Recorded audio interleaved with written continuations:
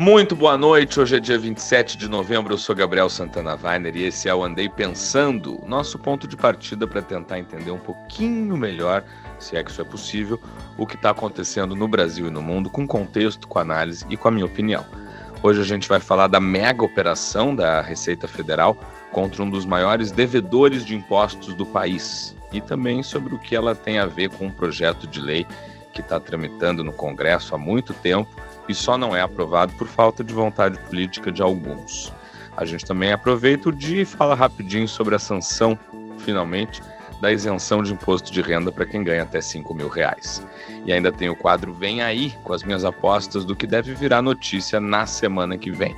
Então, bora começar o Andei Pensando de hoje.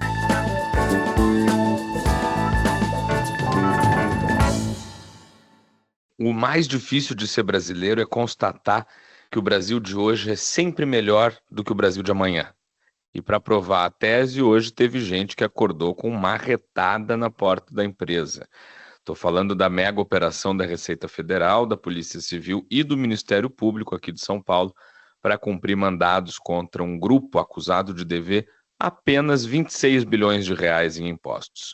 26 bilhões de reais. Eu não consigo sequer chamar isso de sonegação, né? Isso aí tem outro nome. O que essa operação mostra é um Brasil que a gente finge que não existe, mas que sempre teve aí.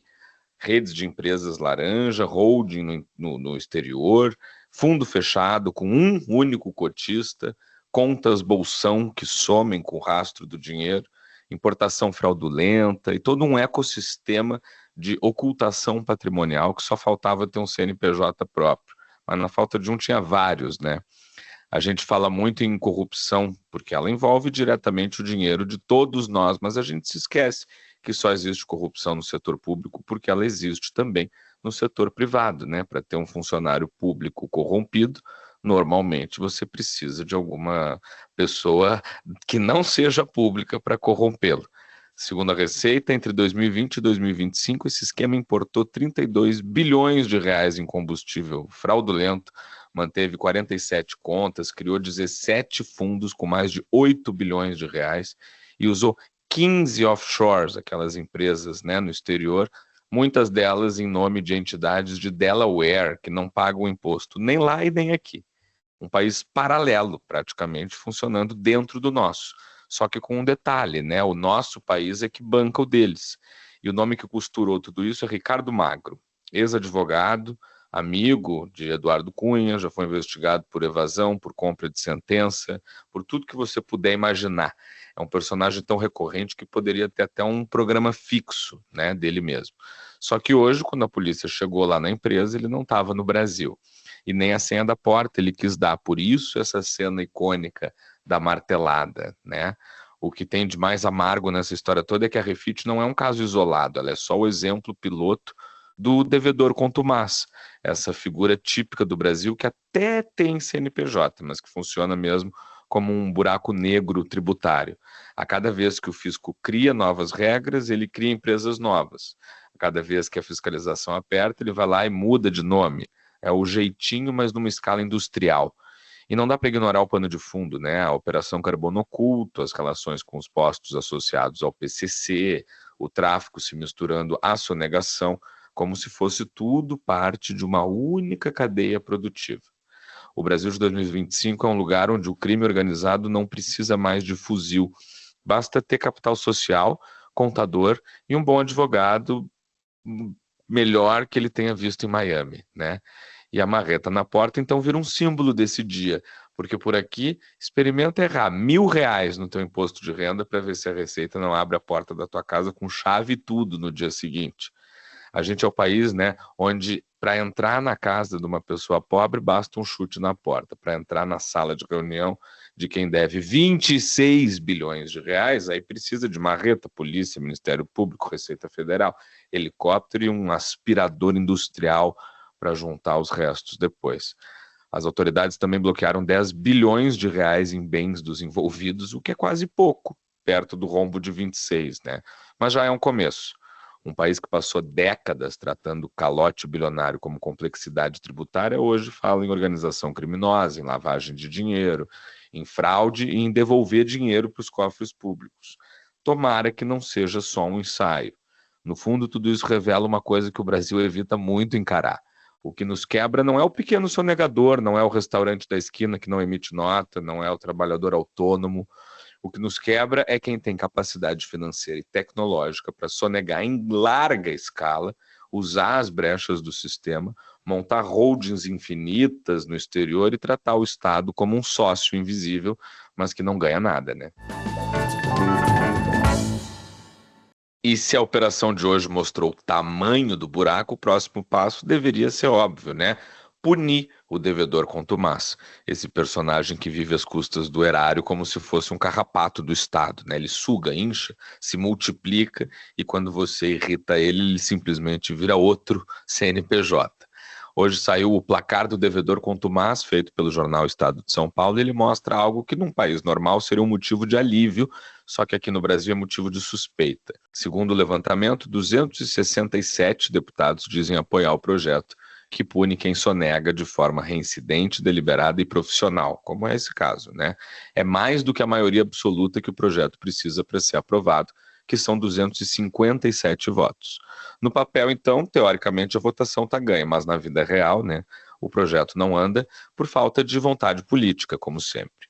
Hugo Mota, o presidente da Câmara, diz que está escolhendo o relator há 2 meses. Mas é o Brasil, né? A gente consegue abrir a porta de devedor bilionário com marreta, mas não consegue escolher um relator com um PDF na mão. Além disso, tem outro detalhe: 186 deputados não responderam ao Estadão. Não necessariamente por contrariedade, claro, mas por evidente covardia legislativa. É o bloco dos deixa para depois, amanhã a gente vê, que é como muita coisa vira lei nesse país ou não vira, né? O mais curioso é que na lógica brasileira, PT e PL estão do mesmo lado. É tão raro que deveria ser registrado em cartório, né? O governo e a oposição finalmente apoiam a mesma proposta, um símbolo de união nacional. A proposta é punir quem faz do calote um estilo de vida. É um tema que é realmente suprapartidário. PT, PL, PSD, União Brasil, PP, todo mundo diz sim. Então por que que não anda? Porque não interessa para a oposição entregar uma vitória para o governo nesse momento.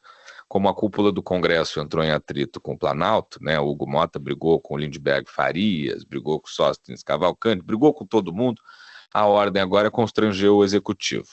Mesmo quando o projeto ajuda os estados, melhora a arrecadação e pune o crime organizado. Ou seja, aqui no Brasil, né, tem 26 bilhões de motivos para a gente aprovar um projeto como esse, mas tem um só para travar essa discussão. A disputa entre líderes políticos que, neste momento, estão discutindo quem pisa em qual tapete. E no final, o devedor contumaz continua fazendo o que faz há décadas no Brasil, girando empresa, abrindo filial, às vezes em Delaware, mudando os nomes e esperando a próxima brecha.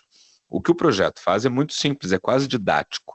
Ele baixa o CNPJ de empresa que for reincidente, proíbe de participar de licitação, corta qualquer vínculo com o poder público, impede recuperação judicial, evita o velho truque de pagar a dívida e pedir depois o perdão penal e, principalmente, tirou o romantismo do empresário incompreendido pela burocracia brasileira, né? Devedor contumaz passa a ser tratado como ele de fato é, um criminoso tributário profissional. Tem gente que ainda é contra, foram 5 deputados, o que é honesto. Quem é contra, pelo menos fala, assina embaixo e segura depois o rojão da consequência. O que não dá para aceitar que 186 deputados estejam escondidos no armário tributário, enquanto o país perde bilhões todos os anos. E aí volta a imagem da marreta, né? Porque para resolver o devedor contumaz, o Brasil também precisa arrombar uma porta. Só que, ao que tudo indica, dessa vez é a porta da liderança da Câmara dos Deputados. E para fechar o Andei Pensando de hoje, uma imagem que é quase o contraponto perfeito da marreta na porta da refinaria.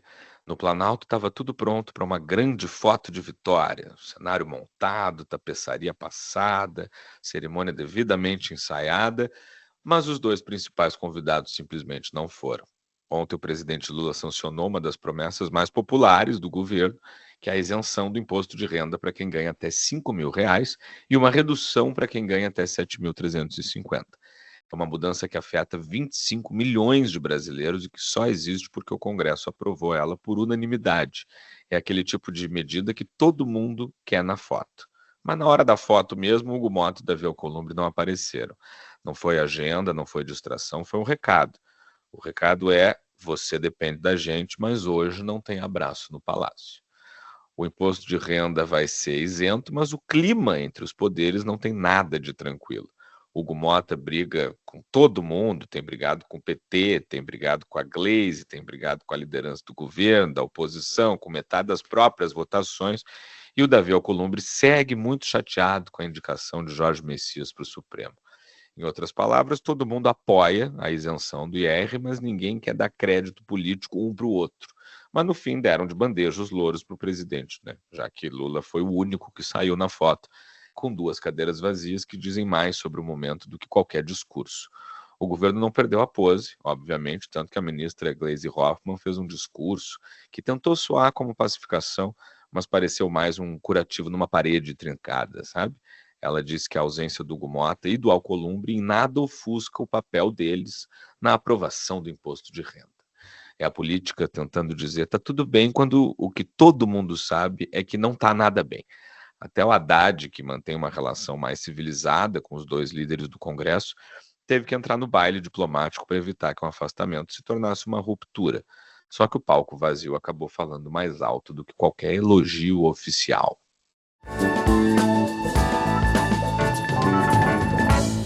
E antes de fechar, hoje é quinta-feira, então você já sabe, é hora do Vem Aí, aquele momento em que a gente olha para o radar, respira fundo e se prepara para a próxima semana no Brasil, porque ela sempre chega mais rápido, né, do que a nossa sanidade está preparada. Certamente temos o STF se aquecendo para a próxima semana, com a sabatina do Jorge Messias na CCJ do Senado, marcada para o próximo dia 10. Ele que vai estar ali sob a mira dos senadores, né, que já chegam divididos e sem certeza se eles querem ou não querem aprovar o indicado do presidente Lula. Vai depender do humor do Davi Alcolumbre, no caso. Tem também o Congresso decidindo se desengaveta ou não esse projeto dos devedores contumazes, agora com esse clima de vendetta pessoal entre as lideranças no rastro da operação da Refit, que ainda vai render lista, diárias, fundos, offshores, um monte de coisa que o fisco jura que só começou a desenterrar. E, claro, tem o calendário eleitoral que vem chegando aí com a delicadeza de um tijolo, forçando a direita a decidir se vai continuar esperando um milagre jurídico ou se vai escolher logo um candidato para chamar de seu.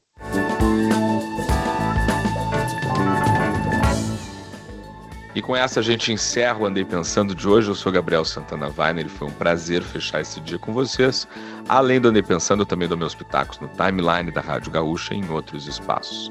Me segue lá no Instagram, @GabrielSWeiner, que na minha bio você descobre onde mais me encontrar. Boa noite e até semana que vem.